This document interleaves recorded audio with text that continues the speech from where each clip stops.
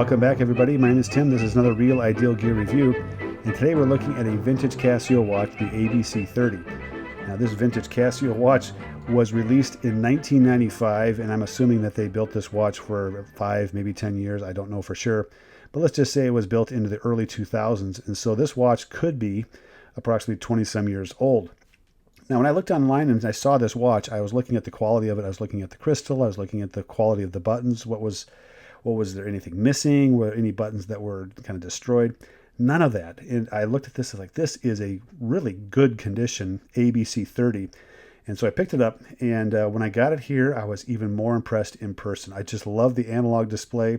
The digital display is surprisingly crisp and clear and large enough for me to read without my reading glasses. I can see what the numbers say. Let's see, I can pull this up here. Yeah, I can definitely see the time on here. Some great features overall with this watch as well. So as I was going through this, when I opened the box and started, looking at the different features, I was like, this watch is really cool. And it's about 30 years old. So you have the analog display that can be adjusted with the 3 o'clock crown next to the analog display. And it runs on its own time. It's not linked to the digital display at all, and vice versa. The digital display is not linked to the analog display. So you have 2 time zones right there. One of the functions inside the digital portion of the watch is a world time zone. So technically you have 3 time zones that you can run simultaneously with this watch. Great travel watch, great option for those of you that are doing a lot of time zone jumping. You can have a home time zone, a work time zone, and then a travel time zone if you do that kind of stuff. So just a great function that way. But the overall look of this watch, if we go through the size portion of it, it's the kind of typical Databank size as far as the length from top of the watch to the bottom.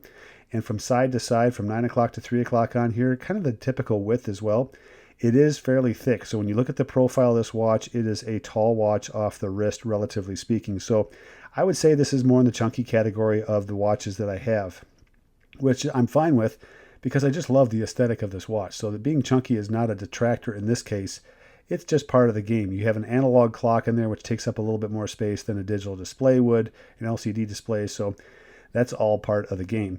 Now, what about the fitment of this watch? Now, the bracelet on here, I'm not exactly sure if this is the standard issue bracelet for this particular model, if that was an option, or if this was Frankenstein from another watch onto this watch. Either way, I love the look of it. I love the two-tone look. You have the black center link. You have the silver brushed H-links on the side. It just adds to the two-tone color of the case. You have the black resin on the side of the case. You have the silver resin that goes around the analog display and the digital display. And all of that together just looks great. Now, sizing it was a little bit of a task because you had these push pins that you had to get out, and they weren't the most cooperative pins to push out. But I did eventually get the links out that I needed to. But when you look at the clasp, this is a pressed clasp. It has 9 micro-adjust slots in here for that spring bar. So plenty of adjustments, including if you can't get a link out, you may be able to overcome that with some of the adjustments that you have on the micro adjust on the clasp. So the overall fitment of this watch, I think, is fantastic. I love the finish. All I had to do was put a little poly watch on the acrylic crystal, clean it up a little bit, and it looked just clean as glass. Really, this watch on eBay, this is one of the best examples I've seen of an ABC with this bracelet, and I just think it's such an attractive combination. Now, as far as legibility goes, I love the legibility of this watch. I think the analog display is extremely legible with or without glasses. I can read the digital display, no problem. The buttons themselves are a good size and they're tactile. You have the adjust button that's kind of at the 10 o'clock position. You have a mode button at the 9 o'clock position, and then you can go and actually the mode button's at the 7 o'clock position, and you can go between some of the things in the modes at the 9 o'clock position. Let me get back to, there we go, the home screen. And then the right-hand side of the case, you have the crown for the analog watch. And then below that, about the 4 o'clock position, you have the adjustment button there. That's also a light button. And so when it's low light or no light conditions, you press that and you get a fantastic light. So the light on this watch is great. I love it. It lights up the analog display and it lights up the digital display, both of them. And you can read both of them clearly as a result of that light. Now the keypad itself is flat. It reminds me of the DBC 611. It's also 25 to 30 years old, so I'm not really, pressing a lot of these buttons because I think the coating or whatever the cover is on here, it's kind of this like rubbery coating on here, which over 25 to 30 years, I'm expecting that to just start to disintegrate. So I'm really not playing around with it too much. but all of the buttons work. I'm surprised. As a matter of fact, when I was setting the watch, I was trying to figure out how to set the date because it's in that kind of weird, for me anyway, kind of a weird format. And so I figured out what format they were trying to get me to set the date in because I didn't have access to certain buttons in that particular setting. So yeah, the buttons work great. The programming works great in there. The whole thing, I'm surprised in the condition that this watch is in when I got it off of eBay. Now, overall uses for this watch, I think this is definitely a office watch. I think this would be a great office watch, conversation starter. You know, if you like Casio Databanks, this is, I think, one of the great watches to get for a person who's interested in Casio Databanks.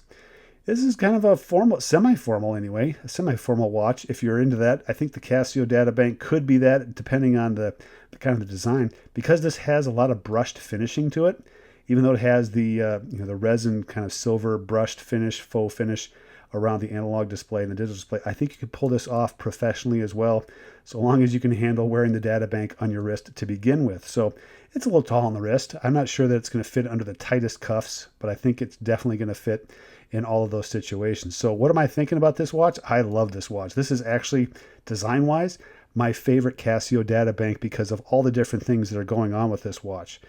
You've got all the major functions: stopwatch, alarm, you have an exchange rate function, you have world time, you have the telememo, you have a calculator function. Those are all the functions that are in there. You have the light.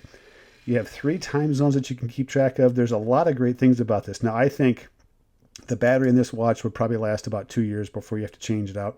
So just keep that in mind, that if you get something like this used on eBay, maybe change the battery to start with, and then you've got yourself probably about 2 good years of use, unless you're using the light a lot and all the other functions quite a bit more, than maybe less than 2 years. I don't know for sure. Put in the comments down below if you know what the battery length or the length of time that the battery will last. I'm kind of curious about that myself. But I'd like to know what you think of this. If you have a databank, let me know how you think this compares with other databanks. I think this is so unique and so cool. I'm kind of hooked on it. I'm actually looking at other ones to see if other ones out there have this bracelet, because I'm really curious to see if this bracelet is even possibly an original bracelet for this particular model. I'm not totally sure. So there you go. Check out my webpage, realidealgear.com, for any used, or I should say reviewed watches, knives, flashlights, that kind of thing. I do have a lot of those things on there. Some of them are limited edition watches all the way down to Casios, and some of those Casios come with a flashlight, kind of a beginner's EDC kind of kit. So check that out as well. Thank you for your time. My name is Tim. This has been another Real Ideal Gear review. We'll catch you guys next time.